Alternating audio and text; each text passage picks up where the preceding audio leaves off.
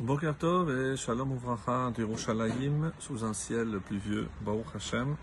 Et ce matin, nous allons poursuivre avec le chapitre 16, comme vous le savez. Et on va voir maintenant la place de la justice dans le monde et comment la justice est perçue par Akadosh Baruch Hu. Et pour ce faire, donc, le roi Salomon va nous donner une série d'enseignements, de proverbes, qui vont dans ce sens pour bien comprendre ce que représente cette justice aux yeux d'Akadosh Baruch Hu. Et on attaque directement le verset Yud, le verset 10. Kesem al sifte melech bemishpat lo yimal piv.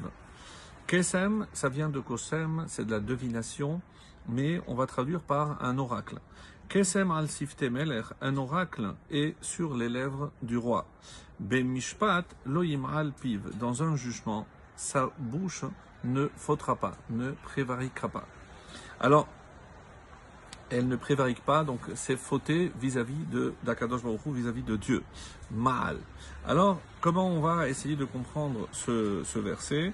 Alors, c'est ainsi que, par exemple, Rachid nous dit que c'est quoi le roi? Ce sont justement les lèvres d'un sage. Et pourquoi? Parce que on sait très bien que pour juger, il faut énormément de savoir, de sagesse. Et c'est la raison pour laquelle on compare les lèvres d'un sage ici, justement à un roi, Sifte Meler. De la même façon, les paroles d'un roi, comme dira le Ride, ce sont ces paroles d'un roi qui juge. Ici, le roi, c'est évidemment pas le roi en chair et en os, mais il s'agit d'Akadosh Baruch Hu.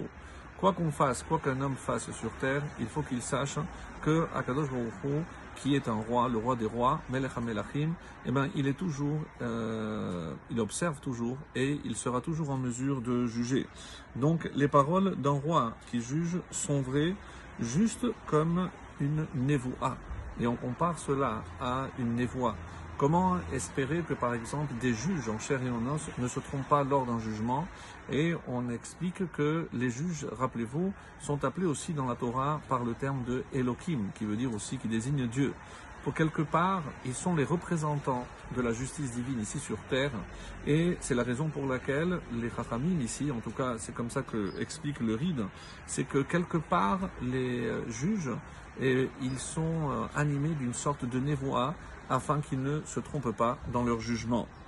Le Rada qui dit, il ne se trompera pas dans son jugement, justement parce que, comme ils sont inspirés de cette névoa, donc il rejoint l'explication du Ride en disant que c'est comme si Hachem partageait ce savoir avec les juges pour qu'ils ne se trompent pas. Et c'est à cela que fait allusion Kesem. Comment il devine si la personne est coupable ou pas? Eh ben, c'est une sorte d'aide du ciel qu'on appellera nous aussi la névoie. Le Yud Aleph, le verset 11. Peles ou Mosne Mishpat Lachem.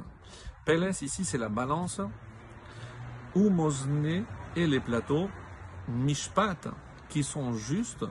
Lachem sont à Hachem. Ma'asehu kol avnekis. Et tous les poids du sac, avnekis, les poids. Ici, littéralement, c'est des pierres, mais on utilisait des pierres pour peser. Et tous les poids du sac sont son œuvre. Alors, comment comprendre ici Hachem Mishpat, parce qu'il y a marqué dans le verset qui a Mishpat l'Elohim Hu, car le jugement appartient à Elohim. Donc ça rejoint le verset antérieur, et c'est-à-dire que, quelque part, comme ça explique Rashi, que le juge est l'émissaire d'Akadosh Baruch Hu sur terre. Hachem lui permet de ne pas se tromper, et ça ne fait que confirmer le verset précédent. Rashi nous dit, et c'est assez étonnant, dans l'Az, il parle d'un mot en latin, donc en français, en vieux français, justitia. Littéralement, justice, la justice. Le jugement d'Hachem est juste car il utilise justement des poids et des mesures justes. Quand Hachem juge le monde, il le juge avec droiture, nous dira le Radak, et il juge aussi aux hommes, il exige aux hommes d'en faire autant.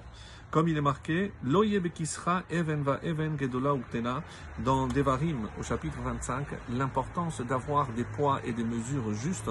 Et pourquoi Dieu se permet finalement de nous donner cette recommandation?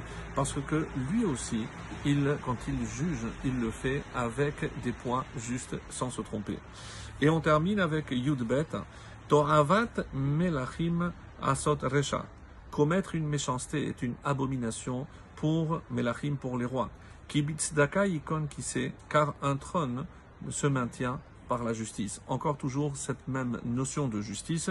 Et le Malbim explique par exemple que, car sans tzedaka et sans justice, eh ben justement leur trône ne tiendrait pas. Et le Radak va dans ce sens, c'est que si un roi ne juge pas avec authenticité, avec honnêteté, eh ben c'est son trône qui est mis en péril. Pourquoi? Parce qu'il ne faut pas oublier que le roi représente ici le roi divin, c'est-à-dire le roi Akadosh Baruch Hu. Et il nous a donné des émissaires, et c'est par cette justice que le trône de l'homme ainsi que celui de Dieu seront affermis. Excellente journée.